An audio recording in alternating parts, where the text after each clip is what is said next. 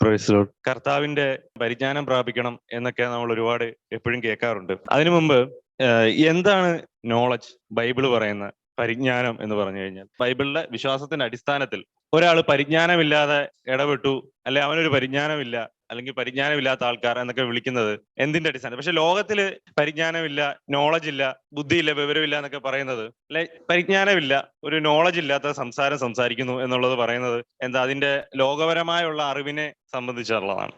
ലോകത്തിന്റെ ഒരു അറിവ്, നോളജ്, എങ്ങനെ ഇടപെടണം, നല്ല കഴിവ്, എങ്ങനെ സംസാരിക്കണം, പക്വതയോടെയും നല്ല കഴിവോടെയും, വാക്കിന്റെ അല്ലെ വർത്തമാനത്തിന്റെ കഴിവിലും എല്ലാം അങ്ങനെ ഒരു നോളജ്, ആ ഒരു ബാഹികമായ ബുദ്ധിപരമായ ഒരു നോളജിനെയാണ്, അല്ലെങ്കിൽ ഒരു കഴിവിനെയാണ് ലോകത്തില് നോളജ് എന്ന് വിളിക്കുന്നത്. എന്നാൽ ബൈബിളിൽ എന്താണ് പരിജ്ഞാനം അല്ലെ നോളജ് എന്നുള്ളത് കൊണ്ട് ചിന്തിക്കുന്നത് അല്ലെ ഉദ്ദേശിക്കുന്നത്?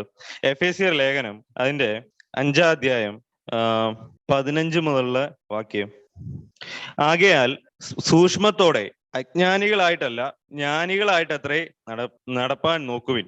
ഇത് ദുഷ്കാലമാകിയാൽ സമയം തക്കതിൽ ഉപയോഗിച്ചുകൊള്ളുവിൻ. ബുദ്ധിഹീനരാകാതെ കർത്താവിന്റെ ഇഷ്ടം ഇന്നതെന്ന് ഗ്രഹിച്ചുകൊള്ളുവിൻ. വീഞ്ഞു കുടിച്ച് മത്തരാകരുത്, അതിനാൽ ദുർനടപ്പ് ഉണ്ടാകുമല്ലോ.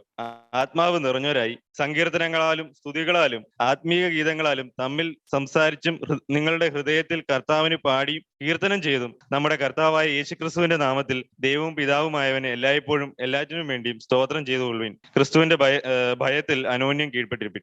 ഇതിന്റെ 15, 16, 17 വാക്യത്തില് പൗലോസ് പറയുന്നു, ആകയാൽ സൂക്ഷ്മത്തോടെ, വളരെ കെയർഫുള്ളായി, അല്ലെ, കെയർഫുള്ളി, വളരെ സൂക്ഷ്മത്തോടെ, അജ്ഞാനികളായിട്ടല്ല ജ്ഞാനികളായിട്ടിരിപ്പാൻ, വളരെ സൂക്ഷ്മത്തോടെ ജ്ഞാനികളായിരിക്കാൻ. എന്നിട്ട് പറയുന്നുണ്ട്, താഴെ പറയുന്നത് വീഞ്ഞു കുടിച്ച് മത്തരാകരുതെന്നാണ് പറയുന്നത്.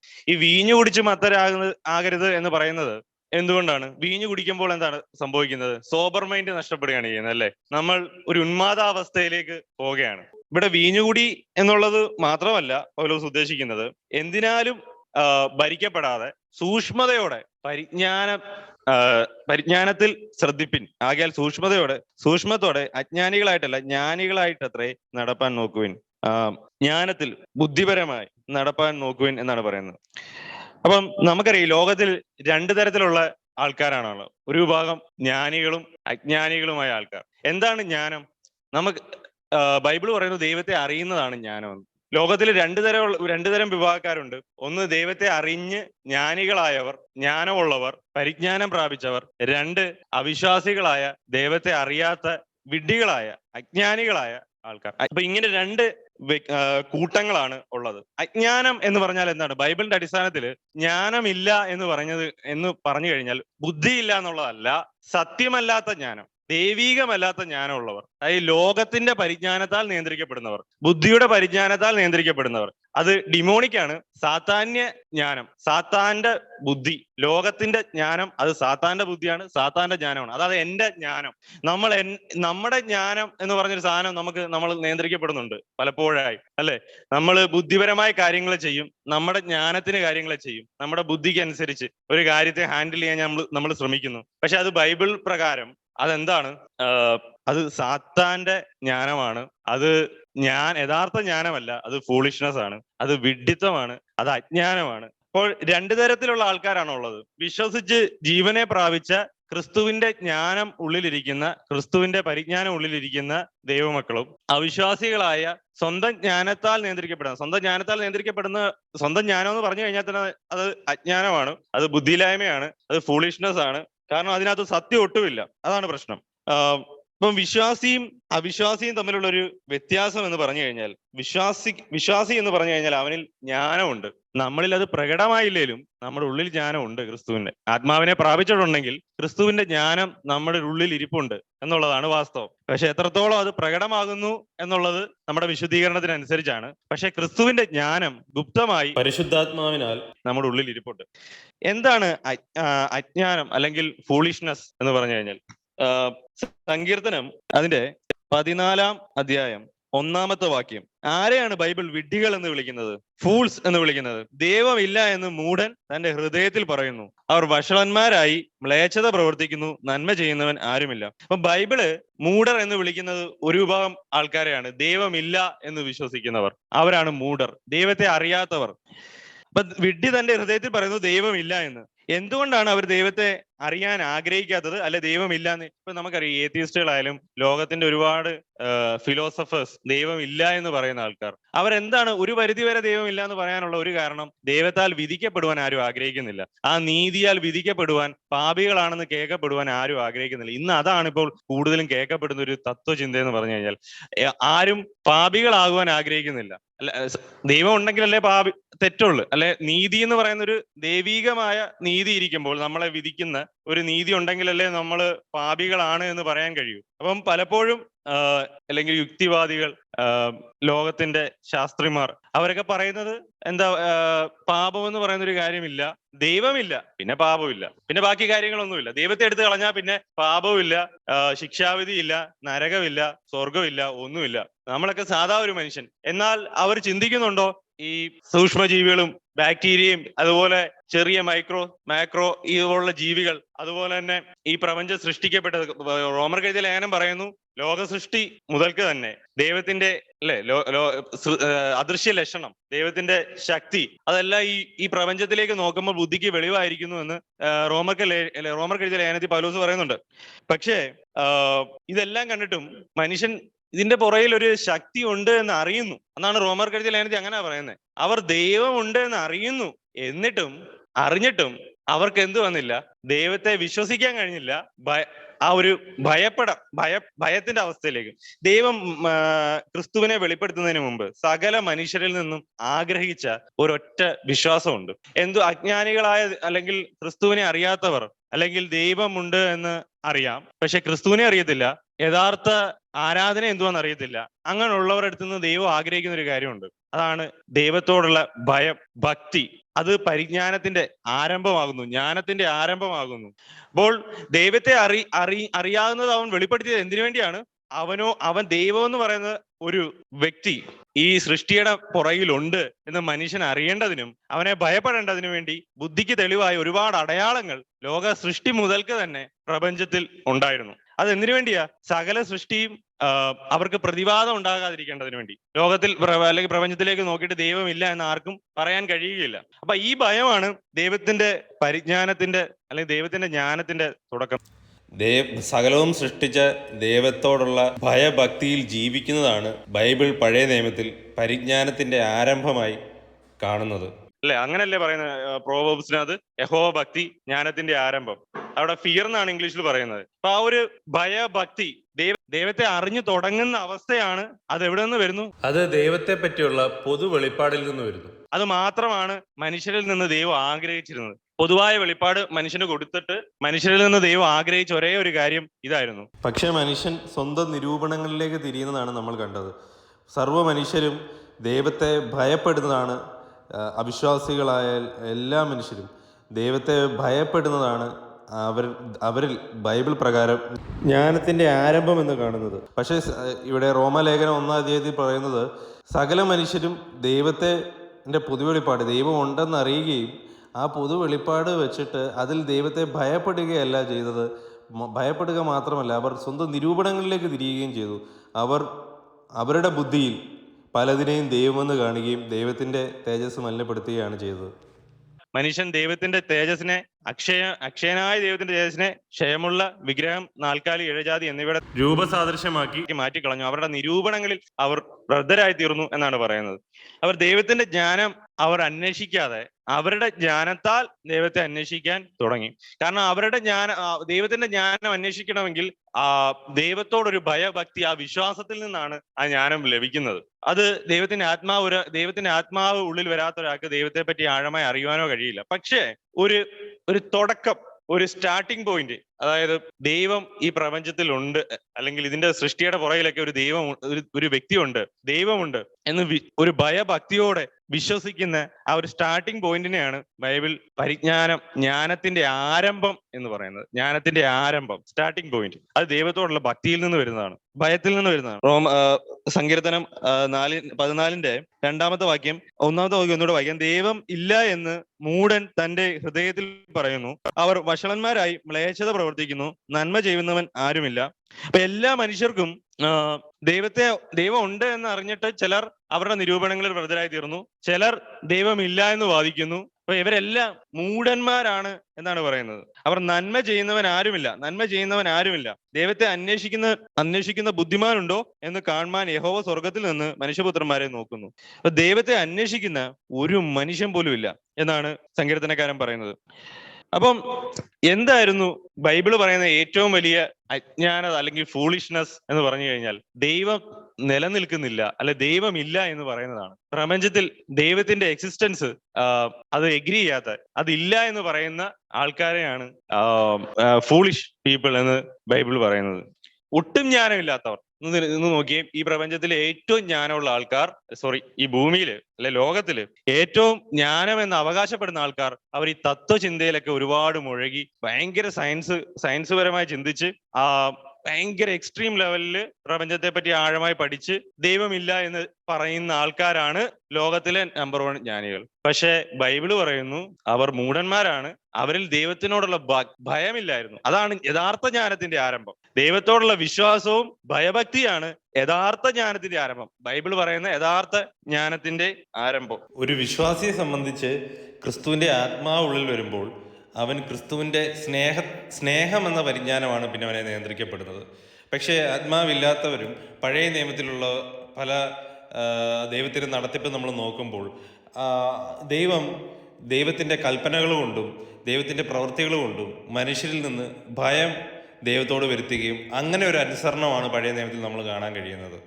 പക്ഷേ ആത്മാവിനാൽ നിയന്ത്രിക്കപ്പെടുന്നവരുള്ളിൽ ദൈവം സ്നേഹമാണ് എന്നുള്ള ബോധ്യത്തിലേക്ക് അവരെത്തുകയും അങ്ങനെ ആ ഒരു ദൈവസ്നേഹത്താൽ നിയന്ത്രിക്കപ്പെടുന്ന ഒരു ജീവിതമാണ് പുതിയ നിയമത്തിൽ ഒരു പരിജ്ഞാനിയുടെ ജീവിതം എന്ന് പറയുന്നത്.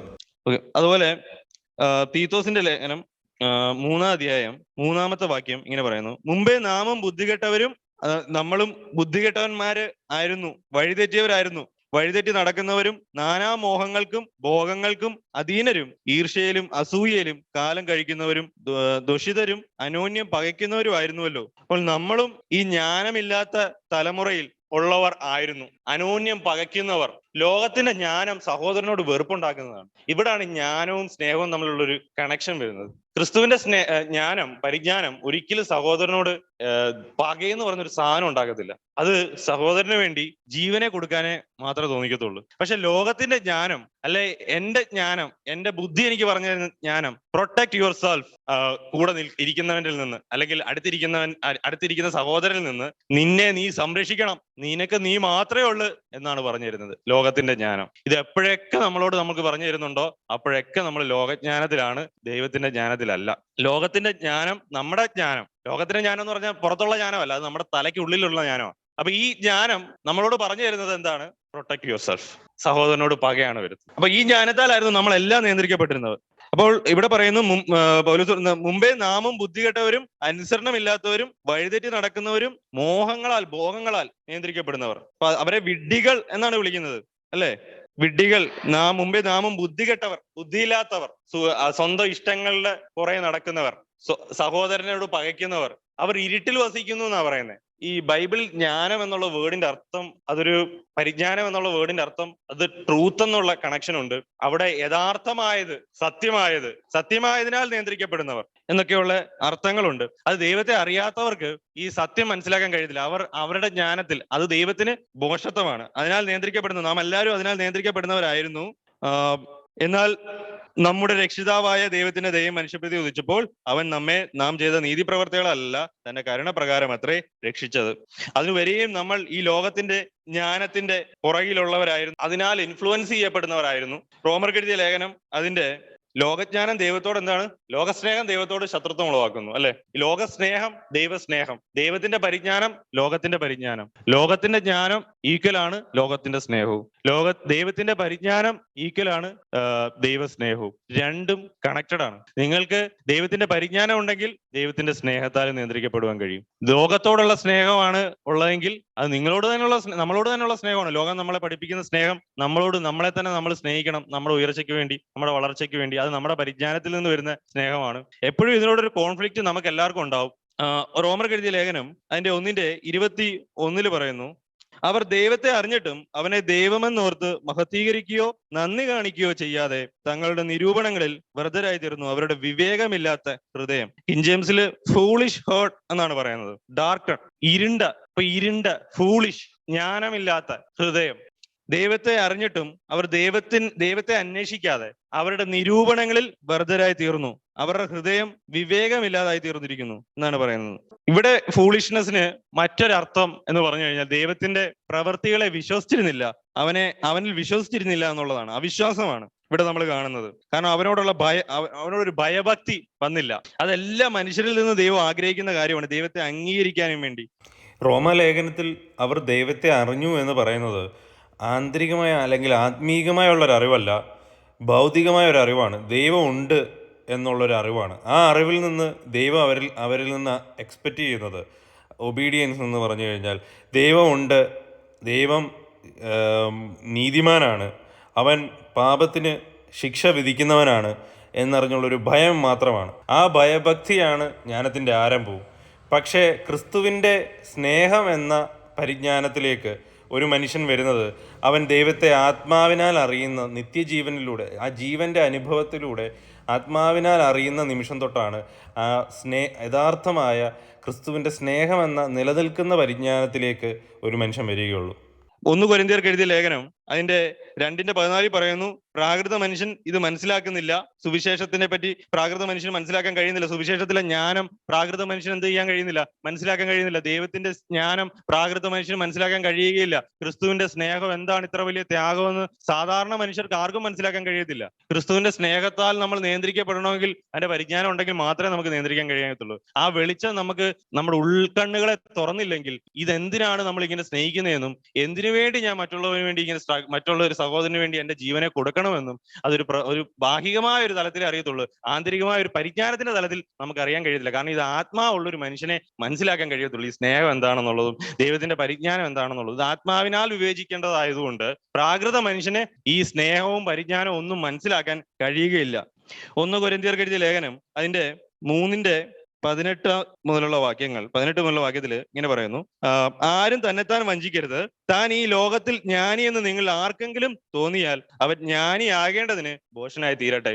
അപ്പൊ ഏതേലും മനുഷ്യന് തോന്നുവാണ് താൻ ജ്ഞാനിയാണെങ്കിൽ അവനെ ആരും തന്നെത്താൻ വഞ്ചിക്കരുത്. താൻ ലോകത്തിൽ ജ്ഞാനി എന്ന് നിങ്ങൾ ആർക്കെങ്കിലും തോന്നിയാൽ അവൻ ജ്ഞാനിയാകേണ്ടതിന്. ഇപ്പൊ ലോകത്തിൽ ജ്ഞാനി എന്ന ഒരുത്തൻ ഹൃദയത്തിൽ തോന്നിയാൽ അവൻ യഥാർത്ഥ ജ്ഞാനം പ്രാപിക്കേണ്ടത്. ഇതൊരു വലിയ പ്രശ്നമുള്ള കാര്യമാണ്. ഭയങ്കര ബുദ്ധിമാന്മാരായ ആൾക്കാരുണ്ട്, ഭയങ്കര വിവേചിച്ച് കാര്യങ്ങളെ ചെയ്യുന്ന, ബുദ്ധിപൂർവ്വം കാര്യങ്ങളെ ചെയ്യുന്ന ആൾക്കാർ ഇന്ന് വിശ്വാസികളുടെ കൂട്ടത്തിലും ഉണ്ട്. പക്ഷെ അവർ ഭയങ്കര ബുദ്ധിമാന്മാരാണെന്നാണ് മനസ്സിലാക്കുന്നത്. ഒരിക്കലും ക്രിസ്തുവിന്റെ ജ്ഞാനം, ദൈവത്തിന്റെ ജ്ഞാനം സഹോദരന്റെ മുന്നിൽ ഞാൻ ജയിച്ചു എന്ന് ഒരിക്കലും പറയാൻ കഴിയത്തില്ല. നമ്മളെ തകർത്ത് കളയത്തേ ഉള്ളൂ. അതായത് എന്ത് ചെയ്താലും ഈ ജ്ഞാനം ഉണ്ടല്ലോ നമ്മളെ അവനെ സ്നേഹിക്കാൻ മാത്രമേ പ്രേരിപ്പിക്കത്തുള്ളൂ. അതായത് നിത്യമായത് നമ്മളൊക്കെ കാണിച്ചു തരുന്നേ. ഇവിടെ ഒന്നുമില്ലാന്ന് കാണിച്ചു തരുന്നത് ഈ ജ്ഞാനം. ഇവിടെ നീ ഒന്നും നേടണ്ടെന്നാ കാണിച്ചു തരുന്നേ. ഈ ജ്ഞാനത്തിൽ നിന്ന് യഥാർത്ഥ സ്നേഹം വരുത്തതുള്ളൂ. ഈ ജ്ഞാനത്തിൽ നിന്ന് വരാത്ത സ്നേഹമൊക്കെ നിങ്ങളുടെ ഉള്ളിൽ മുറിവുകളെ ഉണ്ടാക്കത്തുള്ളൂ എന്നുള്ളതാണ് വേറൊരു പ്രത്യേകത. യഥാർത്ഥ ജ്ഞാനം, യഥാർത്ഥ അറിവിൽ നിന്ന് ക്രിസ്തുവിന്റെ സ്നേഹം വരുന്നത്, അത് ക്രിസ്തുവിന്റെ പ്രവർത്തികൾ വരുന്നത്, ആ ജീവന്റെ പ്രവർത്തികൾ വരുന്നത്, അത് ആ ജീവനിൽ നിന്ന് വരുന്നത്. അതാണ് ജീവൻ എന്ന് പറയുമ്പോൾ അതെന്താണ്? ജീവനിൽ നിന്ന് വരുന്ന പ്രവർത്തികൾ വേണമെന്ന് പറയുന്നത് എന്തുകൊണ്ടാണ്? ക്രിസ്തുവിന്റെ ജീവൻ, അവന്റെ പരിജ്ഞാനം, അതാണ് ഉദ്ദേശിക്കുന്നത്. പലപ്പോഴും ആൾക്കാർക്ക് അറിയത്തില്ല എന്താണ് ഈ ജീവൻ എന്ന് ഉദ്ദേശിക്കുക. ജീവന്റെ പ്രവർത്തികൾ എന്താണ്? ജീവന്റെ പ്രവർത്തികൾ ക്രിസ്തുവിന്റെ പരിജ്ഞാനത്തിൽ നിന്ന് വരുന്ന പ്രവർത്തികൾ. അതായത് യഥാർത്ഥ വിഷ്ടത്തിൽ നിന്ന്. മറ്റേത് എന്തോ സഹോദരനെ ബൈബിളിൽ അങ്ങനെ പറഞ്ഞിട്ടുണ്ട്, അതുകൊണ്ട് ഞാനൊന്നും ചെയ്യുന്നില്ല, അല്ലെങ്കിൽ ഇങ്ങനെ ചെയ്താലേ എനിക്ക് ഇച്ചിരി സമാധാനം കിട്ടത്തുള്ളൂ എന്നൊക്കെയുള്ള ബുദ്ധിപരമായ ജ്ഞാനം. ഇതൊക്കെയാണ് ബുദ്ധിപരമായ ജ്ഞാനം, ലോകത്തിന്റെ ജ്ഞാനം. ബൈബിളിൽ അങ്ങനെ എഴുതിയിരിക്കുന്നു, അതുകൊണ്ട് ഞാൻ അങ്ങനെ ചെയ്യണം. മതം പഠിപ്പിക്കുന്ന ജ്ഞാനം, ഇതൊന്നും അല്ല ഇവിടെ പറയുന്നത് പരിജ്ഞാനം എന്ന് പറഞ്ഞു കഴിഞ്ഞാൽ. പരിജ്ഞാനം ക്രിസ്തുവിൽ ജീവിക്കുന്നത് കൊണ്ട് യാഥാർത്ഥ്യം എന്തെന്ന് കർത്താവ് കാണിച്ചു തരികയാണ്. അവന്റെ പരിജ്ഞാനം, വിസ്ഡം, ബുദ്ധി, സത്യമായത് എനിക്ക് കാണിച്ചു തരികയാണ്. അപ്പോഴവിടെ വരുന്ന സ്നേഹം അത് നിത്യമായതിലേക്ക് നമ്മൾ പോയിക്കൊണ്ടിരിക്കുന്നു. സഹോദരനെ യഥാർത്ഥമായി സ്നേഹിക്കാൻ കഴിയുന്നില്ല, സ്നേഹിക്കണം. ആ നിത്യമായ സ്നേഹത്തിലേക്ക്, ആ സ്നേഹം നമ്മുടെ ഉള്ളിൽ വസിക്കുന്നുവെങ്കിൽ ആ സ്നേഹത്തിലേക്ക് തന്നെ ആയിരിക്കും നമ്മളെ കൊണ്ടുപോകുന്നത്. അതാണ് യഥാർത്ഥ നീതി എന്ന് നമുക്ക് ഈ ജ്ഞാനം പറഞ്ഞു തരും. അതായത് പെർഫെക്റ്റ് റൈച്ചസ്നെസ്. നിനക്ക് എന്തെങ്കിലും നേടണമെങ്കിൽ നീ നിന്നെ തന്നെ കളയണം എന്നാണ് ഈ ജ്ഞാനം നമുക്ക് പറഞ്ഞു തരുന്നത്. അപ്പൊ മറ്റേ എന്തുവാ? നിനക്ക് എന്തെങ്കിലും നേട്ടം വരണമെങ്കിൽ നീ മറ്റുള്ളവരിൽ നിന്ന് നിന്നെ പ്രൊട്ടക്ട് ചെയ്ത് അവനേക്കാൾ വലിയവനായി മാറണം. അപ്പൊ എന്തോ ലോകം പറയൂ, നീ ഭയങ്കര ബുദ്ധിമാൻ തന്നെ, എന്ന് ലോകം പറയും. ഭയങ്കര ബുദ്ധിമാൻ തന്നെ. പക്ഷെ ദൈവം പറയും നീ ഭയങ്കര മണ്ടൻ തന്നെ, നീ ഭയങ്കരമായി നഷ്ടപ്പെടുത്തുന്നു, നീ നിന്റെ ജീവനെ കളയുന്നു, നീ അതിനെ നേടുന്നത് കൊണ്ട് നീ അതിനെ കളയുന്നു. കാരണം ക്രിസ്തുവിന്റെ ഞാൻ പറയുന്നത് മനസ്സിലാവുന്നുണ്ടോ? ക്രിസ്തുവിന്റെ പരിജ്ഞാനം ഉണ്ടെങ്കിലേ നമുക്ക് ഇതിനെ നേടാൻ ജീവനെ കളയുവാനും യഥാർത്ഥ ജീവനെ നേടുവാനും കഴിയത്തുള്ളൂ. അപ്പം ഒരുത്തൻ ജ്ഞാനിയെന്ന് വിചാരിക്കുമ്പോൾ അവൻ അവന്റെ ജ്ഞാനത്തിൽ ഇരിക്കുന്നത് കൊണ്ട് അവൻ അവനെ തന്നെ നഷ്ടപ്പെടുത്തുന്നു, അവൻ അവനെ തന്നെ വഞ്ചിക്കുന്നു, യഥാർത്ഥ പരിജ്ഞാനത്തിലേക്ക് പോകുന്നില്ല. പക്ഷെ അവൻ ഒരു നിമിഷം താൻ വിഡ്ഢിയെന്ന് അല്ലെങ്കിൽ താൻ പരിജ്ഞാനമില്ലാത്തവനെന്നും ഭോഷത്വം ഉള്ളവനെന്നും മനസ്സിലാക്കുമ്പോൾ യഥാർത്ഥ ജ്ഞാനത്തിലേക്ക് അവൻ പോകാനുള്ള വഴിയെ അവിടെ തുറക്കുകയാണ്. അതുകൊണ്ടാണ് കർത്താവ് പറഞ്ഞ ആത്മാവിൽ ദരിദ്രന്മാരായവർ ഭാഗ്യവാന്മാർ, ദുഃഖിക്കുന്നവർ ഭാഗ്യവാന്മാർ. ബാക്കി ഒന്നുകൂടെ വായിക്കാം. 1 കൊരിന്ത്യർ 3:18. ആരും തന്നെത്താൻ വഞ്ചിക്കരുത്. താൻ ഈ ലോകത്തിൽ ജ്ഞാനി എന്ന് നിങ്ങൾ ആർക്കെങ്കിലും തോന്നിയാൽ, അപ്പൊ നമുക്ക് ആർക്കും ജ്ഞാനി എന്ന് തോന്നുവാൻ കഴിയുകയില്ല. അവൻ ജ്ഞാനിയാകേണ്ടതിന് ഭോഷനായി തീരട്ടെ. ഈ ലോകത്തിൽ ജ്ഞാനം ദൈവസന്നിധിയിൽ ഭോഷത്വമാണ്. അപ്പൊ ലോകത്തിലെ ജ്ഞാനികളാണെന്ന് ഞാൻ ജ്ഞാനിയാണെന്ന് പറയുന്ന ആൾക്കാരെല്ലാം അവർ യഥാർത്ഥമായ ജ്ഞാനം അറിയേണ്ടതിന് അവരെ തന്നെ ഭോഷത്വമായി തീർക്കണം. അതെങ്ങനെ ഭോഷത്വമായി തീർക്കുന്നത്? സുവിശേഷത്തിന്റെ ഭോഷത്വത്തിൽ വിശ്വസിക്കണം. ഒന്ന് ആലോചിച്ച് നോക്കി, സ്റ്റീഫൻ ഹോക്കിംഗ് ഒക്കെ ഇങ്ങോട്ട് വന്നിട്ട് സുവിശേഷത്തിൽ വിശ്വസിക്കേണ്ടി വന്നു കഴിഞ്ഞാലുള്ള ഗതികേട് അയാൾ പഠിച്ച ജ്ഞാനം എല്ലാം ഭോഷത്വമാണെന്ന്, അയാൾ മണ്ടനാണെന്ന് അയാളെ തന്നെ പറയാതെ അയാൾക്ക് ഈ സുവിശേഷത്തെ വിശ്വസിക്കാൻ കഴിയത്തില്ല. അങ്ങനെ ദൈവം വെച്ചിരിക്കുന്നത്. ലോകജ്ഞാനത്തെ സുവിശേഷത്തിന്റെ മുന്നിൽ ഒന്നുമില്ലാതാക്കി കളയും, തകർത്ത് കളയും. സ്റ്റീഫൻ ഹോക്കിംഗ് ആരാന്നറിയോ? കുട്ടികൾക്കൊക്കെ അറിയായിരിക്കും. ഒരു സയന്റിസ്റ്റ് ആണ്. ഞാനത് പെട്ടെന്ന് ഉദാഹരണം പറഞ്ഞേ ഉള്ളൂ. അതുപോലെ സഭാപ്രസംഗി അതിന്റെ 10:2 പറയുന്നു, ജ്ഞാനിയുടെ ബുദ്ധി അവന്റെ വലതുഭാഗത്തും മൂഢന്റെ ബുദ്ധി അവന്റെ ഇടതുഭാഗത്തും ഇരിക്കുന്നു. ജ്ഞാനിയുടെ ബുദ്ധി അവന്റെ വലതുഭാഗത്ത്, അതായത് യഥാർത്ഥ ജ്ഞാനി, ബൈബിൾ അടിസ്ഥാനത്തിൽ യഥാർത്ഥ ജ്ഞാനി അവന്റെ ബുദ്ധിയിൽ നിന്ന്, അവന്റെ നന്മയിൽ നിന്ന്, വലത് എന്ന് ഉദ്ദേശിക്കുന്ന അവിടെ നന്മയെന്ന് ഞാൻ വിശ്വസിക്കുന്നു, റൈറ്റ് തിങ്സ്. പക്ഷെ മൂഢൻ അവന്റെ ബുദ്ധി, ശ്രദ്ധിച്ചേ, ലോകത്തിലെ ബുദ്ധിമാന്മാർ എന്ന് പറയുന്നവർ അവർ ബുദ്ധി ഉപയോഗിക്കുന്നത് മറ്റുള്ളവനെ കബളിപ്പിച്ചും പിടിച്ചടക്കിയും സ്വന്തമായ നേട്ടങ്ങൾ ഉണ്ടാക്കിയും അതിനെയാണ് ബുദ്ധി എന്ന് പറയുന്നത്. അത് ഇടതിൽ നിന്ന് വരുന്നതാണ്, അത് മൂഢത്വത്തിൽ നിന്ന്, തിന്മയിൽ നിന്ന് വരുന്നതാണ്. പക്ഷെ യഥാർത്ഥ ജ്ഞാനം അത് റൈറ്റ് തിങ് ആണ്, വലതുഭാഗത്ത് നന്മയിൽ നിന്ന് വരുന്നതാണ് യഥാർത്ഥ ജ്ഞാനം എന്ന് പറഞ്ഞു കഴിഞ്ഞാൽ. യെശയ്യാപ്രവാചകന്റെ പുസ്തകത്തിൽ പറയുന്നു, അതിന്റെ 32-ാം അധ്യായത്തിൽ പറയുന്നു, വിഡ്ഢികൾ അവർ തിന്മ പ്രവർത്തിക്കുന്നു, പദ്ധതിയിടുന്നു എന്നാണ് പറയുന്നത്. വിഡ്ഢികൾ അവരുടെ പ്രവൃത്തികളെല്ലാം തിന്മ നിറഞ്ഞതായിരിക്കും. അവർ ബുദ്ധിമാന്മാരെന്ന് പറഞ്ഞ് അവർ പ്രവർത്തിക്കുന്നതെല്ലാം തിന്മകൾ നിറഞ്ഞതായിരിക്കും.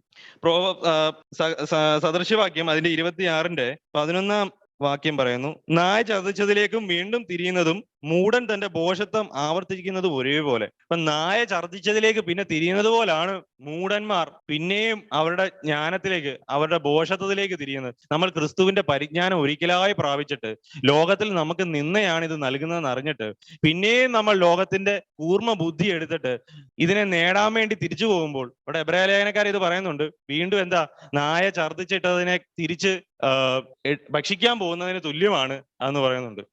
അതുപോലെ തന്നെ സദൃശ്യവാക്യങ്ങൾ 1:7 പറയുന്നു, നമുക്ക് എല്ലാവർക്കും അറിയാവുന്ന വാക്യമാണ്, യഹോവ ഭക്തി ജ്ഞാനത്തിന്റെ ആരംഭമാകുന്നു, ഭോഷന്മാരോ ജ്ഞാനവും പ്രബോധനവും നിരസിക്കുന്നു. 22-ന്റെ 15-ാമത്തെ വാക്യം, സദൃശ്യവാക്യങ്ങൾ 22-ന്റെ 15, ബാലന്റെ ഹൃദയത്തോട് ഭോഷത്വം പറ്റിയിരിക്കുന്നു, ശിക്ഷയ്ക്കുള്ള അടി അതിനെ അവനിൽ നിന്ന് അകറ്റിക്കളയും. ബാലന്റെ ഹൃദയത്തോട് ഭോഷത്വം പറ്റിയിരിക്കുന്നു. അപ്പൊ ഈ നമ്മൾ മുമ്പ് കണ്ടു, തീമോത്തിക്ക് എഴുതിയ ലേഖനത്തിൽ കണ്ടു, എല്ലാ മനുഷ്യരും ഈ ലോക ജ്ഞാനവും കൊണ്ടാണ് വരുന്നത്, ജനിക്കുന്നത്. എല്ലാവരും അങ്ങനെ. അതുപോലെ ഒരു കുഞ്ഞ് ജനിക്കാൻ പോകും, അവനോട് പറ്റിയിരിക്കുന്ന എന്താണ്? ലോകത്തിന്റെ ജ്ഞാനമാണ്, ഭോഷത്വം. ലോകത്തിന്റെ ജ്ഞാനം അവനോട് പറ്റിയിരിക്കുന്നു എന്നാണ് പറയുന്നത്. ബാലന്റെ ഹൃദയത്തോട് ഭോഷത്വം പറ്റിയിരിക്കുന്നു, ശിക്ഷയ്ക്കുള്ള വടി അതിനെ അവനിൽ നിന്ന് അകറ്റിക്കളയും. അപ്പൊ ബാലന്റെ ഹൃദയത്തോട് പറ്റിയിരിക്കുന്നത് ഈ ലോകത്തിന്റെ ഭോഷത്വം, ദൈവത്തിന്റെ പരിജ്ഞാനം. പഴയ നിയമത്തിൽ അവർ ഈ ശാസനയിലൂടെയും ഗുണീകരണത്തിലൂടെയും ശിക്ഷയിലൂടെയൊക്കെയാണ് എന്ത് ചെയ്യുന്നത്? ഈ ദൈവത്തിന്റെ സത്യം അവരെ ഭാഗികമായാണ് അറിയിപ്പിക്കുന്നത്, പുറമേ അറിയിക്കുകയാണ്. അങ്ങനെ അവരെ ഡിസിപ്ലിൻ ചെയ്ത് കൊണ്ടുവരികയാണ് ചെയ്യുന്നത്. പക്ഷേ നമ്മുടെ ഉള്ളിൽ ദൈവത്തിന്റെ ജ്ഞാനം വന്നിട്ട് നമുക്ക് ആന്തരികമായി നമ്മൾ ദൈവത്തിന്റെ പരിജ്ഞാനത്താൽ നിയന്ത്രിക്കപ്പെടുകയാണ്. നമുക്ക് ഉണ്ടാകുന്ന ആ പരിജ്ഞാനം അത് നമ്മളെ നിയന്ത്രിക്കുന്നത് അങ്ങനെയാണ്, ആന്തരികമായാണ് നമ്മളെ നിയന്ത്രിക്കുന്നത്. പ്രോവബ്സ് തന്നെ അതിന്റെ 1-ന്റെ 29 വാക്യം പറയുന്നു, അപ്പോൾ അവർ എന്നെ വിളിക്കും, ഞാൻ ഉത്തരം പറയുകയില്ല. എന്നെ ജാഗ്രതയോടെ അന്വേഷിക്കും, കണ്ടെത്തുകയുമില്ല. അവർ പരിജ്ഞാനത്തെ വെറുത്തല്ലോ, യഹോവ ഭക്തിയെ തെരഞ്ഞെടുത്തതുമില്ല. അപ്പൊ ഇവിടെ എല്ലാം ഈ പ്രോബ്സിനകത്ത് മുഴുവനും പരിജ്ഞാനം എന്ന് ഉദ്ദേശിക്കുന്നത് ദൈവത്തെ അവർ ആശ്രയിക്കാത്ത അവസ്ഥ, ദൈവത്തോട് ഭയമില്ലാത്ത അവസ്ഥയാണ്. പഴയ നിയമത്തിൽ നമുക്ക് അങ്ങനെ കാണാൻ കഴിയുന്നു, ദൈവത്തോട് ഭയമില്ലാത്ത അവസ്ഥയാണ്. പക്ഷെ പുതിയ നിയമത്തിൽ നമ്മൾ ഇത് ആന്തരികമായാണ് ഈ പരിജ്ഞാനം ഇരിക്കുന്നത്. അത് നമ്മളിൽ നിന്ന് ഡിമാൻഡ് ചെയ്യുന്നത് ഇതൊന്നും അല്ല, ഇതിനപ്പുറം ഈ ഭയത്തിൽ നിന്ന് വരുന്ന പരിജ്ഞാനം അല്ല അവിടെ ഉദ്ദേശിക്കുന്നത്. ഇവിടെ പുതിയ നിയമത്തിലേക്ക് ഉദ്ദേശിക്കുന്നത് ഉള്ളിൽ നിന്ന് ജീവനായി വരികയാണ് ഈ പരിജ്ഞാനം. അത് ആന്തരികമായ പരിജ്ഞാനം, ക്രിസ്തു ഉള്ളിൽ ജീവിക്കുന്നതുകൊണ്ട്, അവൻ ആത്മാവ് ഉള്ളിൽ ജീവിക്കുന്നതുകൊണ്ട് നമ്മൾ ക്രിസ്തുവിന്റെ എക്സാക്ട് അതെന്താണോ കർത്താവ് ആയിരുന്നെങ്കിൽ എന്ത് ചെയ്യും എന്നുള്ള വിവേകം അത് നമ്മളിലേക്ക് ഉള്ളിൽ നിന്നാണ് വരുന്നത്. ആ പരിജ്ഞാനം നമ്മളിൽ നിന്ന് ഉള്ളിൽ നിന്നാണ് ഒഴുകി വരുന്നത്. അതാണ് കൊലോസ്യർക്ക് എഴുതിയ ലേഖനം അതിന്റെ 2:3 വാക്യം പറയുന്നു, അവനിൽ ജ്ഞാനത്തിന്റെയും പരിജ്ഞാനത്തിന്റെയും നിക്ഷേപങ്ങൾ ഒക്കെയും ഗുപ്തമായിട്ട് ഇരിക്കുന്നു. In Christ. പഴയ നിയമത്തിൽ നമ്മൾ എങ്ങനെയാണ് ഒരു ഭാഗികമായി കാണുന്നതെങ്കിൽ പുതിയ നിയമത്തില് ക്രിസ്തു നമ്മുടെ ഉള്ളിൽ വന്നിട്ട് അവന്റെ എല്ലാ പൊട്ടൻഷ്യലും എത്ര മാക്സിമം കർത്താവ് ആയിരുന്നെങ്കിൽ എന്ത് ചെയ്യുമെന്നുള്ളതിന്റെ മാക്സിമം പരിജ്ഞാനമാണ് നമ്മുടെ ഉള്ളിൽ ഇരിക്കുന്നത്. സത്യം പറഞ്ഞാൽ ഇതൊന്നും അറിയാതാണ് നമ്മൾ പല ആലോചനയ്ക്ക് വേണ്ടിയും എല്ലാം കർത്താവിനെ തേടുന്നത്. ഞാൻ പലപ്പോഴും ദൈവം സംസാരിക്കേണ്ടതിന് വേണ്ടി വല്ലാതെ യാചിച്ചിട്ടുണ്ട്. പക്ഷെ ഈ പരിജ്ഞാനം എന്ന് പറയുന്ന സാധനം എന്റെ ഉള്ളിൽ ദൈവം വെച്ചിരിക്കുന്നത് ഇതെന്നെ നിയന്ത്രിക്കേണ്ടതിന് വേണ്ടിയാ. അത് എപ്പോഴും ദൈവം എന്നോട് ഇങ്ങനെ സംസാരിച്ചുകൊണ്ടിരിക്കണം, ഇങ്ങനെ സ്പെസിഫിക് ആയിട്ട് വോയിസ് ഇങ്ങനെ കേട്ടോണ്ടിരിക്കണം എന്നുള്ളതല്ല. ഞാൻ എന്റെ അവസ്ഥകളോട് മരിക്കുമ്പോൾ അവിടെ ക്രിസ്തുവിന്റെ പരിജ്ഞാനമാണ് എന്നിൽ നിന്ന് സംസാരിക്കുന്നത്. അതുകൊണ്ട് പലപ്പോഴും നമ്മൾ ഈ മരണത്തിലേക്ക് പോകുന്നില്ല, ദൈവശബ്ദത്തിന് വേണ്ടി വെയിറ്റ് ചെയ്യും, അവിടെ നമ്മൾ കേൾക്കാൻ കഴിയത്തില്ല. ദൈവത്തിന്റെ പ്ലാൻ അങ്ങനല്ല, നമ്മളെ പരിജ്ഞാനമുള്ളവരാക്കി തീർക്കുക എന്നുള്ളതാ. എപ്പോഴും ദൈവം ഇങ്ങനെ വന്നിട്ട് ഏറ്റവും നമ്മളോട് ഇങ്ങനെ ഓതിക്കൊണ്ടിരിക്കത്തില്ല. നമ്മുടെ ഉള്ളിൽ നിക്ഷേപിച്ചിരിക്കുന്ന ഈ പരിജ്ഞാനം അത് നമ്മളിൽ നിന്ന് ഒഴിവാകേണ്ടതിന്, അത് നമ്മളിൽ നിന്ന് പുറത്തു വരേണ്ടതിന് വേണ്ടി, ക്രിസ്തുവിന്റെ യഥാർത്ഥ ജീവിതത്തിലേക്ക് നമ്മൾ കടന്നു പോകേണ്ടതിന് വേണ്ടി ദൈവം പലപ്പോഴും ഉണ്ടായിരിക്കുന്നു. ആ പർപ്പസ് എന്താണ് നമ്മൾ പലപ്പോഴും അറിയുന്നില്ല. അതിന്റെ പർപ്പസ് എന്താണ് ദൈവം ഉണ്ടാതിരിക്കുന്നത്? കർത്താവ് ആയിരുന്നെങ്കിൽ എന്ത് ചെയ്യും എന്നുള്ള പരിജ്ഞാനം നിങ്ങളുടെ ഉള്ളിൽ നിന്ന് തന്നെ വരും. അത് നിങ്ങൾ ഈ സാഹചര്യത്തിലൂടെ കടന്നു പോകുമ്പോഴായിരിക്കും, ആ ക്രൂശ് അവിടെ അക്സെപ്റ്റ് ചെയ്യുമ്പോഴായിരിക്കും അത് സംഭവിക്കുന്നത്.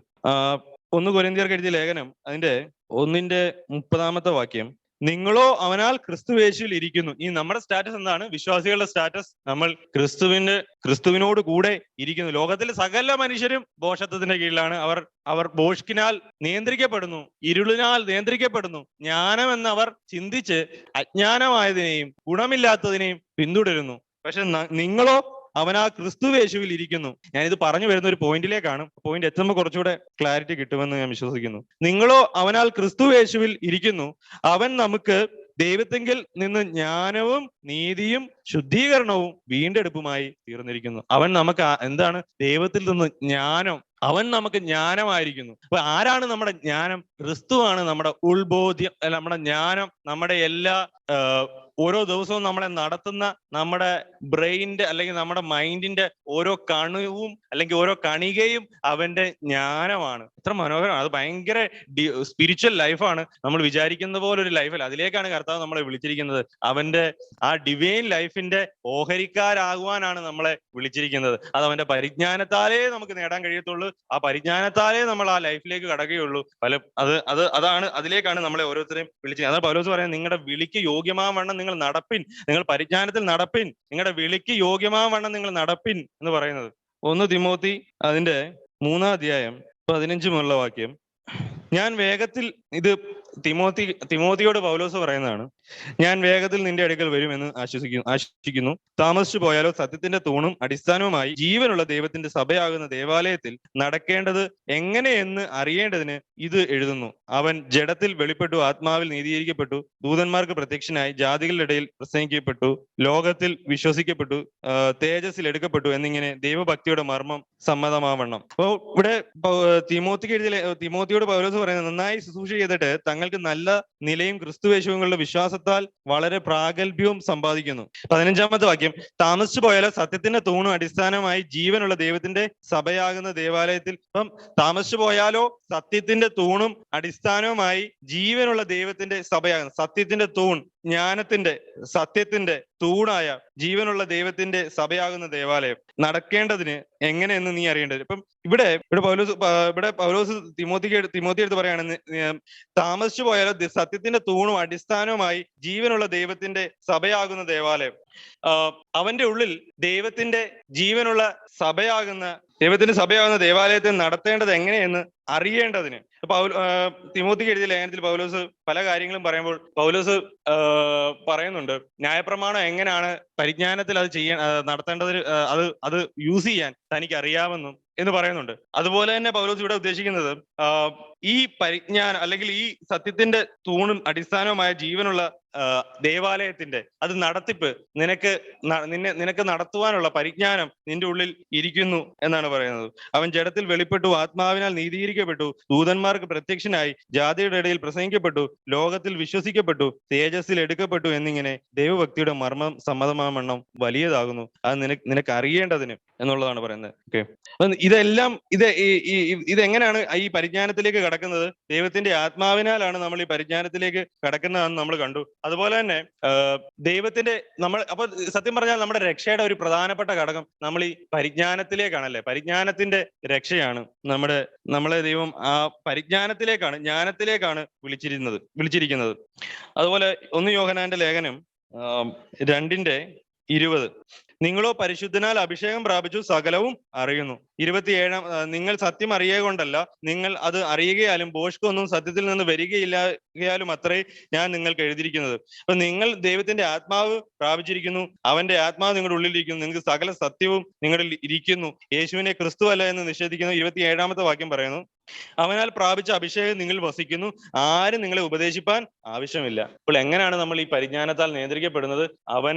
അവന്റെ അഭിഷേകം നമ്മുടെ ഉള്ളിൽ ഈ പരിജ്ഞാനമായിരിക്കുന്നു, ആരും നിങ്ങളെ ഉപദേശിപ്പാൻ ആവശ്യമില്ല. അവന്റെ അഭിഷേകം തന്നെ നിങ്ങൾക്ക് സകലവും ഉപദേശിച്ച് തരികയാലും അത് ഭോഷ്കല്ല സത്യം തന്നെ ആയിരിക്കാലും അത് നിങ്ങളെ ഉപദേശിച്ചതുപോലെ നിങ്ങൾ അവനിൽ വസിപ്പിൻ.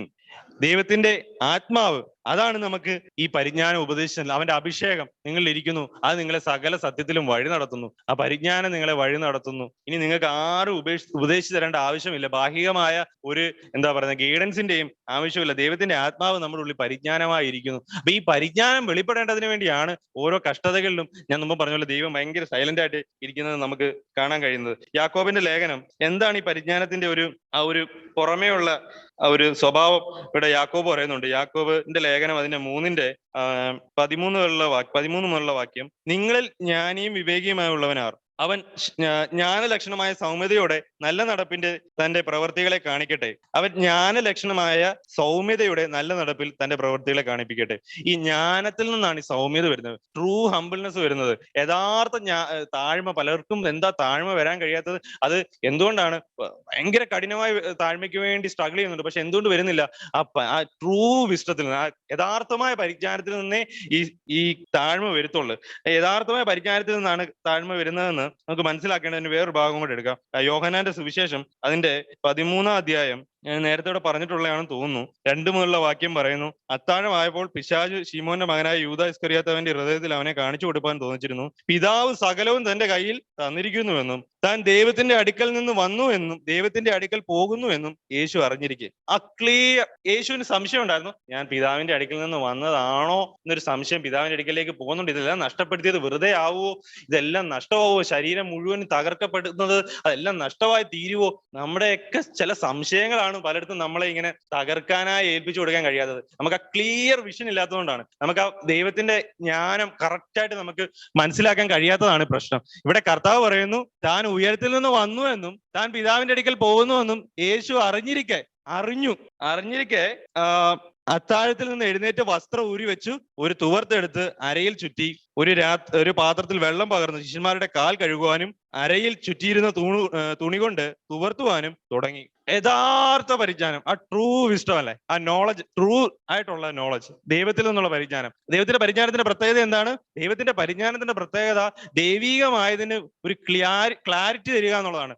എന്താണ് നടക്കുന്നത് എന്നുള്ളത് വ്യക്തമാക്കി നമുക്ക് കാണിച്ചു തരികയാണ്. കർത്താവ് ശുശ്രൂഷ ചെയ്യുമ്പോൾ തന്നെ അറിയാം താൻ ഈ ശുശ്രൂഷ ചെയ്തുകൊണ്ടെന്ന് പറഞ്ഞ് ചെറുതായി പോകാൻ പോകുന്നില്ല.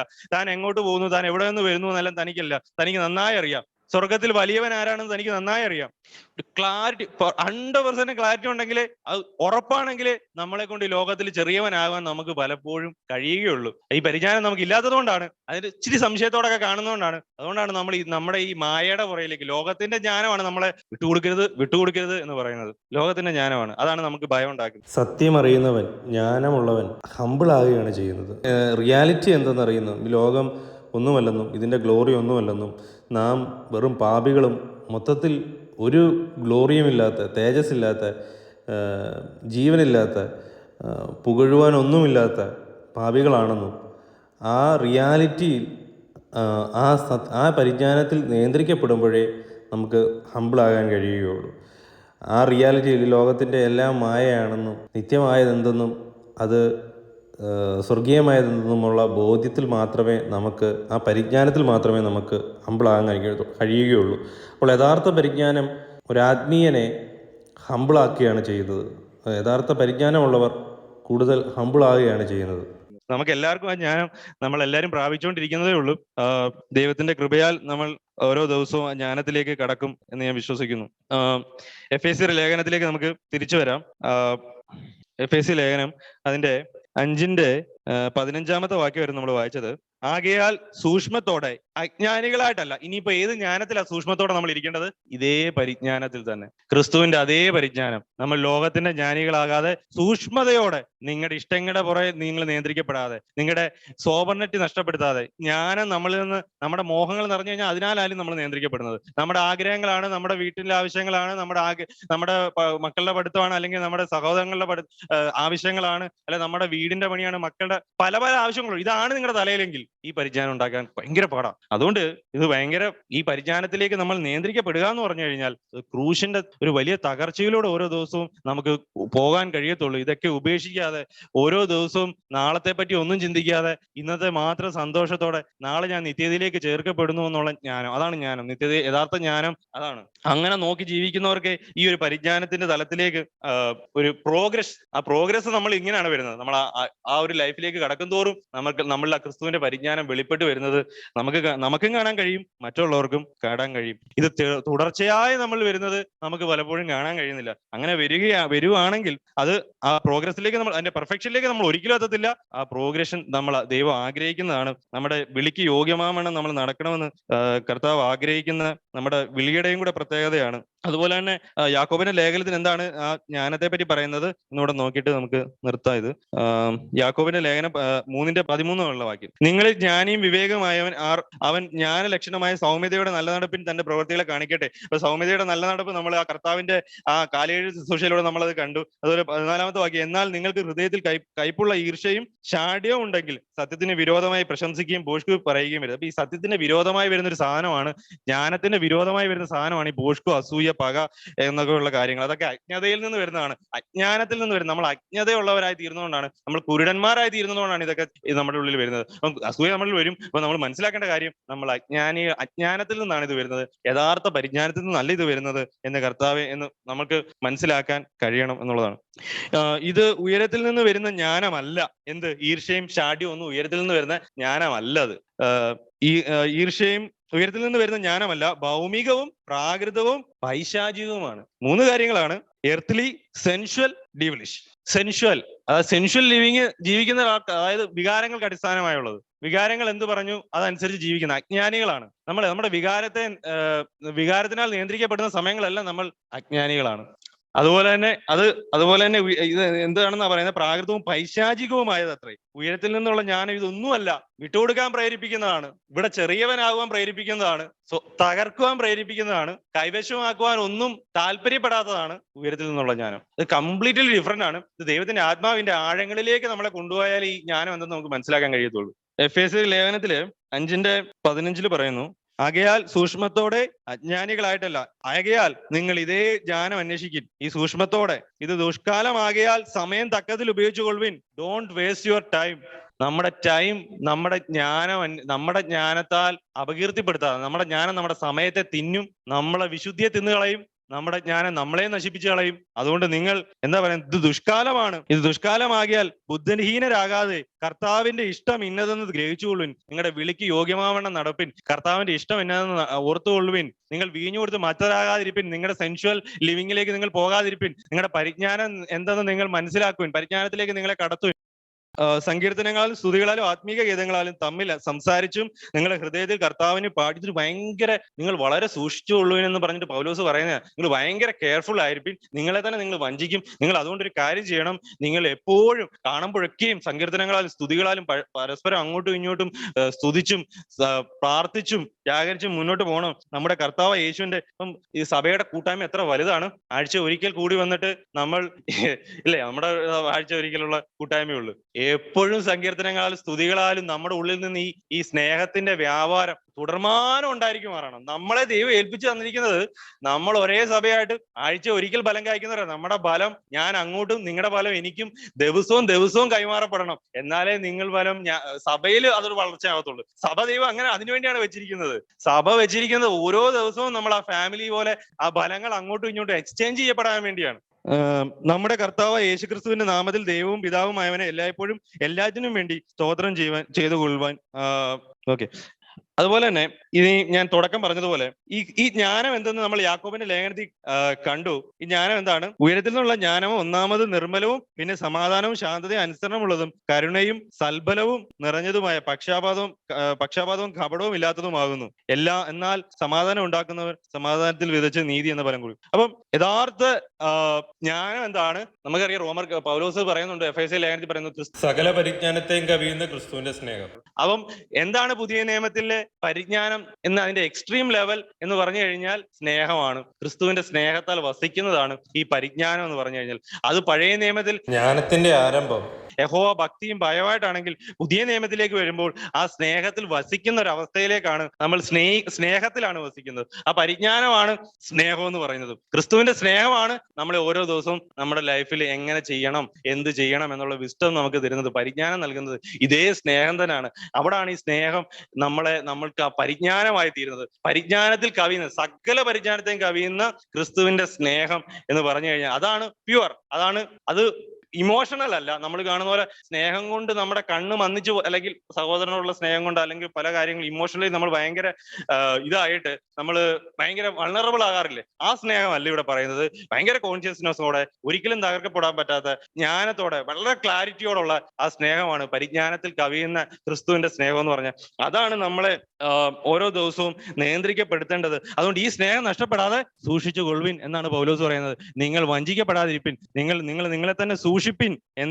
അജ്ഞാനികളാകാതെ ഈ സ്നേഹം നമ്മളിൽ ഓരോ ദിവസവും നിയന്ത്രിക്കപ്പെടേണ്ടതായി ഉണ്ട് എന്നുള്ളതാണ് കാര്യം. അല്ലാത്ത പക്ഷം നമ്മൾ സമയം കളയുന്നവരായി തീരുകയാണ്. നമ്മുടെ വിശുദ്ധീകരണത്തിന് ഡിലേ വരുത്തുന്നവരായും, സമയം കളയുന്നവരായും, പിശാചിന്റെ കെണിയിൽ പെടുന്നവരായും, നമ്മുടെ ജ്ഞാനം പിശാച് പറയണ്ട, അങ്ങനെ ചെയ്യടാ, നീ അങ്ങനൊന്നും ചെയ്യരുത്, നിന്റെ ബുദ്ധിയില്ലേ നിനക്ക്, നീ എന്തോ കാണിക്കുന്നതെന്നൊക്കെ പറഞ്ഞ് അവന്റെ വിസ്റ്റം നമുക്ക് പറഞ്ഞു തരും, നമ്മുടെ ജ്ഞാനം പറഞ്ഞു തരും. അതെന്തിലേക്കാണ് നമ്മളെ കൊണ്ടുവന്നത്? നമ്മളെ അജ്ഞാനികളായും സമയം കളയുന്നവരായും നമ്മുടെ വിശുദ്ധീകരണത്തിന് താമസം വരുത്തുന്നവരായും ഒക്കെ നമ്മൾ മാറുകയാണ് ചെയ്യുന്നത്. യഥാർത്ഥമായ ദൈവിക പരിജ്ഞാനം, ഉയരത്തിൽ നിന്നുള്ള സ്വർഗീയമായ പരിജ്ഞാനത്താൽ നമ്മൾ നിയന്ത്രിക്കപ്പെടുവാൻ നമുക്ക് പ്രാർത്ഥിക്കാം. സ്തോത്രം.